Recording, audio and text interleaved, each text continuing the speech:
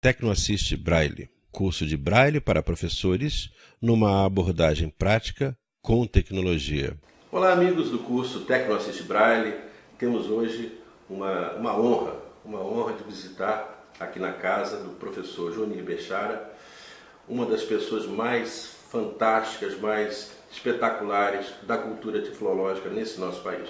Johnny é uma pessoa pelo qual eu nutro um enorme respeito e é uma pessoa que, acima de tudo, tem feito um trabalho extraordinário nesses, quantos anos? Quase 70. De Braille? Eu divido de vida. Ou de vida? 75. 75. Mas o Johnny, ele não parece não, porque todo mundo diz Johnny tem 50 anos, também é uma pessoa que é super conservada. E eu acho que ele tem essa aparência conservada pelo eco positivo das ações que ele já realizou. Johnny, se você pudesse resumir para mim quais foram as suas principais ações que fizeram diferença para você e para os cegos do Brasil. Olha, para os cegos do Brasil é só a história que pode dizer. Eu, particularmente, não, mas, digamos, eu venho de um aprendizado do Braille quando eu tinha 13 anos, né? E me fiz aluno do Instituto Benjamin Constant. Depois... Você não é cego de nascença? Não. Depois professor e em várias etapas da minha vida funcional, que foram de 36 anos e meio, eu exercia várias funções administrativas, não é? Ao lado das funções de professor. E quanto ao Braille, digamos, vamos dizer assim, meu aprendizado do Braille foi de um estudante, depois, já como professor... Você era brilhante em Braille desde o início? Olha, eu aprendi o Braille rapidamente. Quer dizer, em uma semana eu já sabia o Braille, porque eu já era alfabetizado, um aluno de 4º ano primário. Então foi só aprender o alfabeto, né? Então eu encontrei uma facilidade de escrever com facilidade e ler com lentidão, porque o meu desenvolvimento, minha percepção tátil não era, digamos, não era desenvolvida, né? Então eu lia. Então, por que eu lia devagar? Eu lia muito tempo, levava muito mais tempo, mas eu estudava muito. Bom, aí já como professor, depois isso aí foi, digamos, se ajustando, né, a necessidade. Quer dizer que você pensa exatamente você está colocando exatamente o que eu penso, que o aprendizado das letras Braille é rápido. A questão tátil é que é realmente a mais complicada, não é? É a mais demorada, exato. Quando você aprende, digamos, já depois de 10, mas quanto mais tarde você for aprender para usar pelo tato, é mais complicado. Difícil, né? Tá? Bem, como professor, eu já na década de 70, eu aí com quase 10 anos de magistério, eu comecei a fazer parte assim, de estudos sobre a representação matemática em Braille, quando havia encontros entre o Instituto Benjamin Constant e a fundação atual de nome, denominada Dorina Noio para Cegos. Então, a partir da década de 70, eu comecei a encarar o lado técnico do Braille. Tá? Fui chefe de uma seção do Instituto que se encarregava pela publicação da Revista Brasileira para Cegos. Aí eu fiquei realmente bem dentro do campo da produção de Braille. E aí fui levado a estudar o Braille técnico. Não o Braille de consumo, né?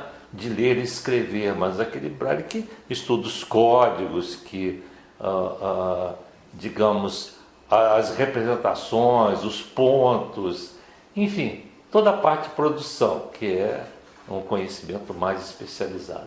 Eu acredito que não existe hoje pessoa que tenha a capacidade maior de entender o Braille, não do ponto de vista da leitura, como você disse, mas do ponto de vista da sua essência, da sua técnica, do modo como as coisas são criadas e como elas devem ser apresentadas em Braille. Mas você foi, inclusive, um dos mentores, vamos dizer assim, das mudanças que houve no Braille a partir da década de 1990. Isso é verdade, né, Dr. Joninha? Fazendo justiça. No Brasil, a Regina Fátima Caldeira de Oliveira, da Fundação Dorino, que é uma profunda conhecedora do Braille em atividade. Porque há pessoas que não estão em atividade, ou, entendeu, não estão mais na atividade normal profissional. Ela está. Então, essa questão da atualização do Braille, ela veio, digamos, quando, a partir da década de 90, da década de 60, 70, a gente notava que a codificação Braille usada no Brasil já não satisfazia as necessidades plenas, por exemplo, de representação matemática. Na literatura, sim, mas na matemática. Depois constatamos isso na química, na física, tá? Não na música, porque a música é um caso à parte na história do Braille, né? Bem de sucesso desde a década de 1950, porque houve uma codificação aceita por todos os países.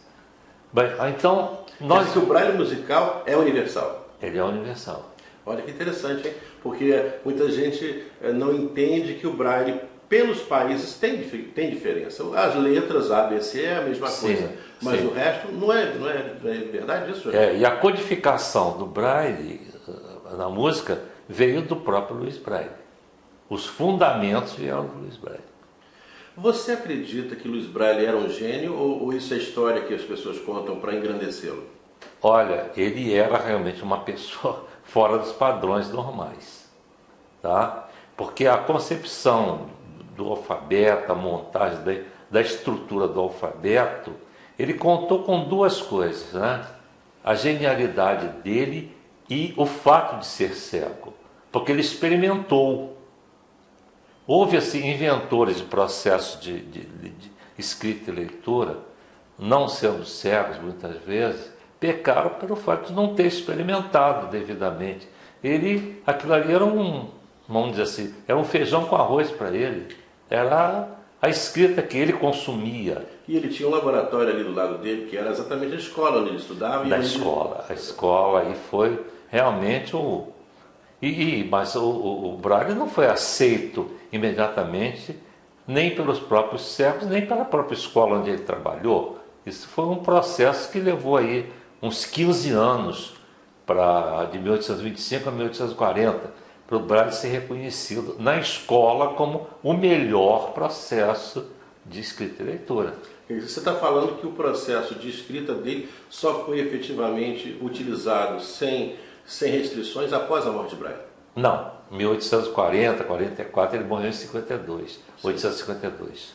Foi antes. Já havia um reconhecimento da qualidade do Braille? Já porque houve um professor, um dirigente da escola, Joseph Guadet, que resolveu estudar o Braille mesmo, né? Aprender, avaliar mesmo a fundo, e ele se declarou publicamente, ele era vice-diretor da escola, se declarou publicamente favorável ao Braille. E foi um grande divulgador do Braille na Europa. A partir daí, ele tinha um periódico, né, que divulgou pela Europa o Braille, entendeu? Então, mas sempre houve resistências, que você falou o Braille aqui, o Braille ali. Bom, quando o Braille começou a ser difundido, sistema, né? Falando Braille sistema, começou a ser difundido pela Europa, houve assim em vários países assim umas tentativas de adaptação. Por exemplo, o alemão achava que porque lá ele tem mais letras em trema, então a letra do trema não deveria ser a letra do trema do Braille francês, deveria ter um outro formato, entendeu? Vou dar um exemplo. A letra U com trema tem 4 pontos. Então, por hipótese, o alemão achava que uma letra U trema poderia ser uma letra com 2 pontos, que ficaria mais fácil. Entendi. Então mudaram, entendeu? Tentaram mudar. É mais ou menos o que aconteceu com um ponto aqui no Brasil. O ponto hoje é o ponto 3, e antigamente era uma letra D nas celas de baixo, né? Quer dizer, era 3 pontos e vai passar. Mas aí eu acho que já é uma evolução, é uma mudança, mas já é uma evolução, né? Agora lá foi uma questão, assim, digamos, de língua, que eles achavam isso, achavam. Mas depois não durou muito tempo isso, em 1878, houve um acordão, né, para usar uma linguagem moderna, um acordão na França, em que se adotou o braille básico, o alfabeto francês, tá? Aí com as adaptações de coisa. Mas houve realmente depois, assim, você vai dizer, o A, por exemplo, ele é usado, o A, você tem o A no francês, no espanhol, no inglês, no alemão. São todas as línguas comuns. O alfabeto básico se manteve. Agora mudaram as pontuações, né, em algumas situações. Agora, principalmente, Antônio, a codificação matemática. Essa aí, a criada pelo Louis Braille, ela já foi sendo ajustada. Que, por exemplo, a codificação matemática do inglês é diferente da nossa. Né? Na Inglaterra é diferente da nossa. Deixa eu fazer uma pergunta que Nos Estados Unidos também. Fazer uma pergunta que sempre fiquei curioso.